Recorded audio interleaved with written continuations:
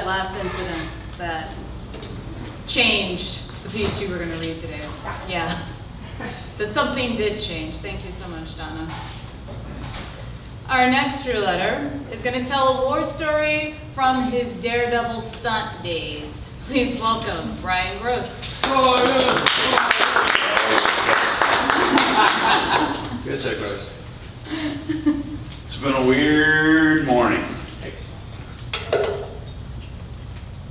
I think I went to bed at about 4 o'clock in the morning with this iPad propped up on my girlfriend's naked butt while I was watching Columbo episodes. She woke up at 6 a.m. so that she could go home to feed the 240-pound pot-bellied pig that sleeps in her bedroom. I went to bed for another hour, then I woke up and I was like, oh shit, it's Easter, I gotta call my mom. And I was like, no wait, that happened a long time. No, it's Father's Day, I gotta call my dad. And then I was like, no, it's just Sunday, dude, you gotta go out and read. And I flipped on BBC, and not to keep harping on this, but I realized that everybody needs a hug. Regardless. Why did they make the case like this on the version 2? I have often said that I have worked as a stunt driver, which is admittedly half, 2/3 truth. According to the Screen Actors regulations, I am a special ability driver. Technically a slight notch below stunt driver. Basically it means you can put me behind the wheel of almost anything on the movie set, and if you need me to do a bootlegger turn in a 41 split window Buick in front of the camera, I'm your guy. As a bandmate once said to me when another bandmate asked for my car keys because I had been drinking, he said, we could shoot Brian full of heroin right now, and he'd still be the best fucking driver in the fucking band.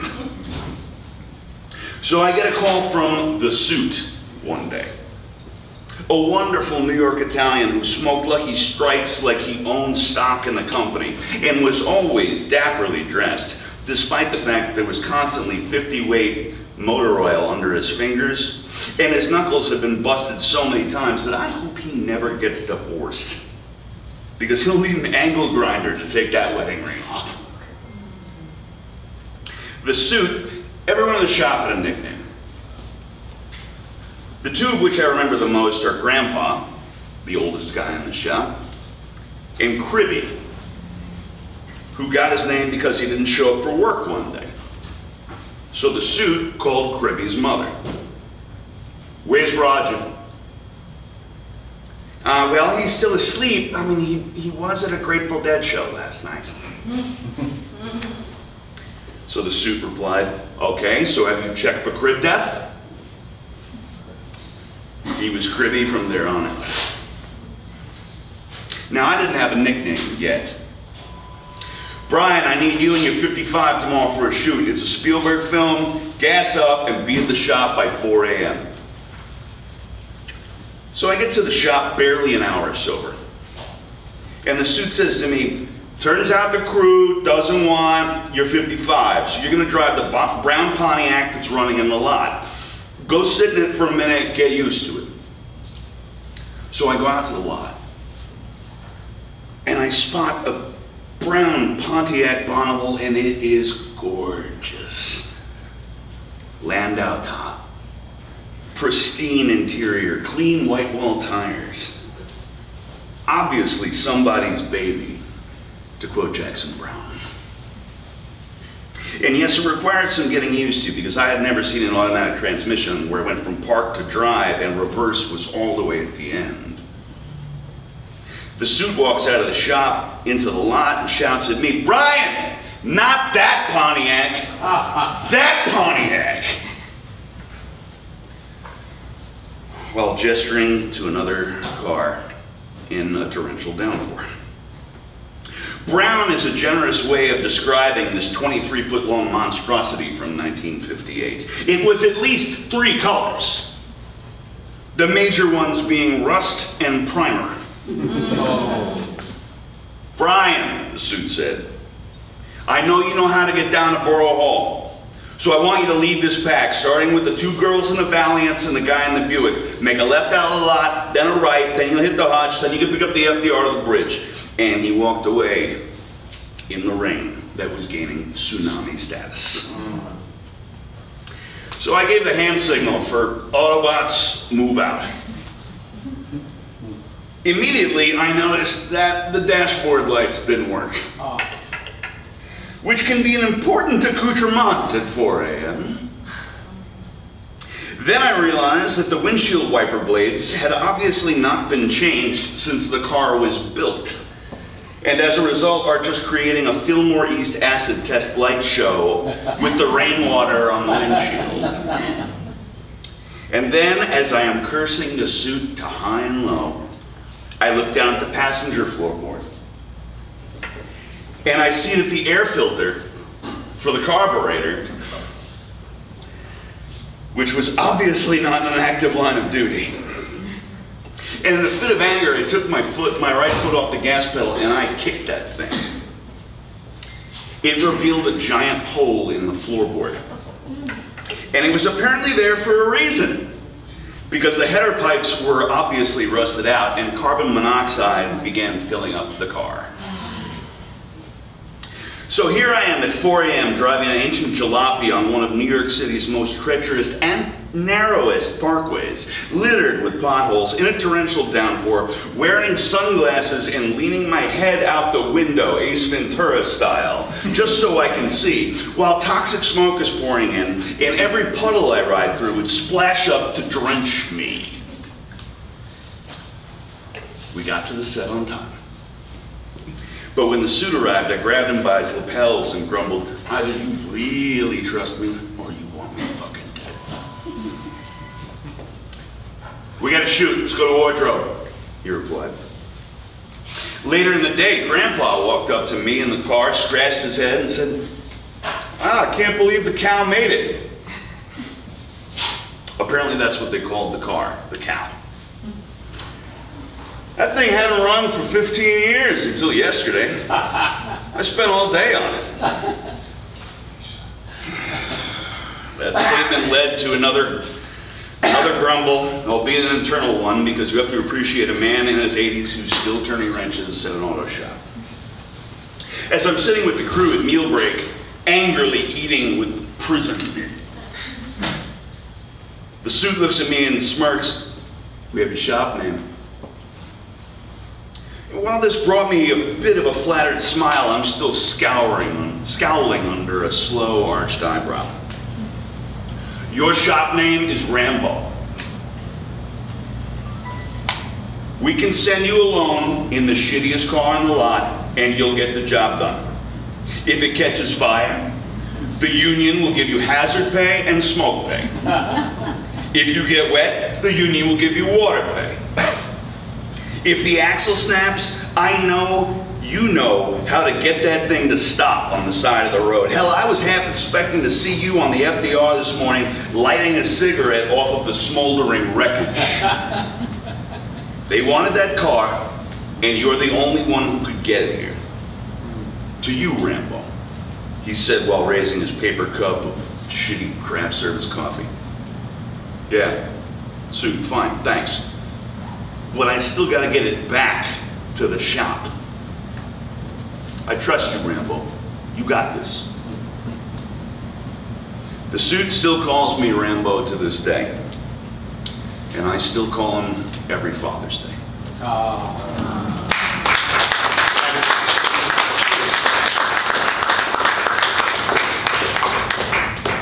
Yay, and I'm the lucky duck who gets to follow Rambo. Thanks, Brian. Sorry, Misty. It's all right. It's all right. All right, the name of my piece is And Then. So, the reason I've never done illegal drugs is that I spent about 13 years on prescription phenobarbital because I had 3 mild seizures by the time I was 4. That was back in the 70s when all patients were over-medicated. My parents emphasized to me how I could die if I mixed drugs with my meds. And then I made a plan to celebrate my 100th birthday, buying a one-way ticket to Amsterdam or somewhere exotic sounding to smoke opium in a small outdoor cafe on a sunny day, sipping green tea. For now, I'll just stick to alcohol. But I don't use it as a drug to help me sleep or ease my stress. I use daily, moderate to strenuous exercise for that. Plus, there are serious consequences associated with alcohol if consumed excessively. My drunk uncles taught me that one. Christmas Day, 1992, was the first time I'd ever been drunk. I was fresh out of college and a Peace Corps volunteer and homesick, and that changed my world, and my hair, and my need to voraciously write everything down. And then I discovered that food could be used as a drug. Shoveling it down for the temporary feeling of fullness euphoria, which had nothing to do with actual hunger. And then I returned to the States. Bigger than I'd ever been, at 158 pounds. Yes, I still remember that number. Which wasn't all that big, but for people who had known me before, I looked stout, as one cousin gently told me. And then somebody asked me if I were pregnant. And then I learned that people had the preconceived notion of life in an African country being one of famine and war, why they marveled at how I could gain weight in Africa in the first place. And then I learned how to swim. Enrolled in a couple of classes at the Y, started swimming 4 miles a week, and stopped engorging myself. I noticed how leisurely one of my sisters, who I lived with at the time, chewed and savored her food. And then, after having 3 jobs in 6 months, I applied for another job. This time, to teach ESL in Seoul, South Korea. Another country, another adventure, another learning curve. I read about the xenophobia of Korean culture, but had to laugh out loud when 2 white guys told my black roommate and I about how racist Koreans were. My roommate and I bonded in that ironic moment. Imagine 2 white guys telling 2 black women from the South about racism. I'm sure they meant well. Bless their hearts. And then, in the process of adjusting to yet another new culture, I recreated myself once again. I went from avid swimmer to dedicated Hapkido student and beginning rock climber. Even fell madly in love with a Cuban American who was, of course, a Gemini and apparently a drug dealer. Oh. Didn't see that last bit coming. And then again, I had this biased idea of drug dealers being urban kids who dropped out of school and were hanging out on street corners in poor neighborhoods. Not some charismatic, college-educated ESL tutor who even corrected my grammar, loved to salsa, enjoyed theater, and recited poetry. And then the relationship declined from there. I was not exactly sure how stiff the penalty was for possession of illegal drugs in South Korea, but let's face it, with my hairstyle, people already expect me to do illegal drugs. And then I remembered some of Mom's advice, even though I was halfway around the world. You don't have to be with a man just because you love him. Of course, she never said that directly to me, just in some general conclusion of a story about someone else's doomed love life, but I was still paying attention. If nothing else, Mom's a riveting storyteller. And then I moved to Denver, Colorado to officially become a teacher after 3 years of not being licensed. The mile-high city with its thin air had me sleeping about 10 hours a night just to stockpile enough oxygen for the next day. And then I stopped training martial arts and picked up swimming again and added hiking since 14ers surrounded me. I also took belly dancing and West African dance classes. And then I started taking guitar lessons for some crazy reason I can't remember why. All I remember is how tone deaf I was, never hearing that my guitar was out of tune. But the best moment came for me during the first 2 weeks when I could feel my brain being rewired since my non-dominant left hand was being trained to do something technical. Up until that point, the only technical thing my left hand could do was type. And then we all prepared ourselves for the technological wrath of the Millennium Bug. I spent the night at a friend's house just so I wouldn't be by myself at midnight, January 1st, 2000. The only glitch we discovered was the battery-operated clock had stopped working. And then the real calamity came that same year when Al Gore lost the presidential election, even though he had more votes. Chalk that up to political math. I scrambled to get an overseas teaching job, and then I moved to Egypt, where I felt my personality shrink, although I never veiled. The only country so far where I've ever been groped. Promised myself to never live in another country where local men couldn't freely fornicate with their own women, since that made me too much of a target. Yet I enjoyed teaching math, traveling around to see the pyramids, the temples, and my usual joy, eating the local food. And then I moved to Mexico, which was the perfect cure. Compared to the attention I received in Egypt, I actually felt normal walking around Monterrey since Mexican men openly frolicked with Mexican women. Ah, what a relief. The person I became outside of being a math and science teacher was a drummer and a capoeira. Not that I excelled in either one, but the stress relief was fantastic. And then I moved to Honduras. That was truly the country where my mother-infused paranoia worked for me well as a survival skill. I upped the ante on my paranoia, tinting the windows of my car, fast walking from my car to buildings and vice versa, rinsing produce in bleach water. Let me explain that last one. Back in late 2003, in the US, bags of pre-washed spinach were implicated in an E. coli outbreak. A few days later, bags of pre-washed spinach appeared in all the Honduran grocery stores.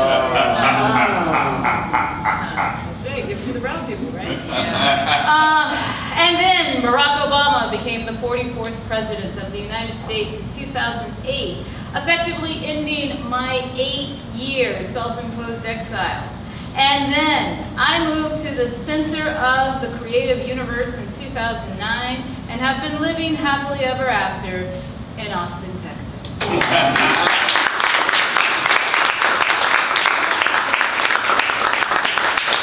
And then, since I've been here, I've written and published my second novel, available on I'd like to read an excerpt from The Adventures of Infinity and Negativos.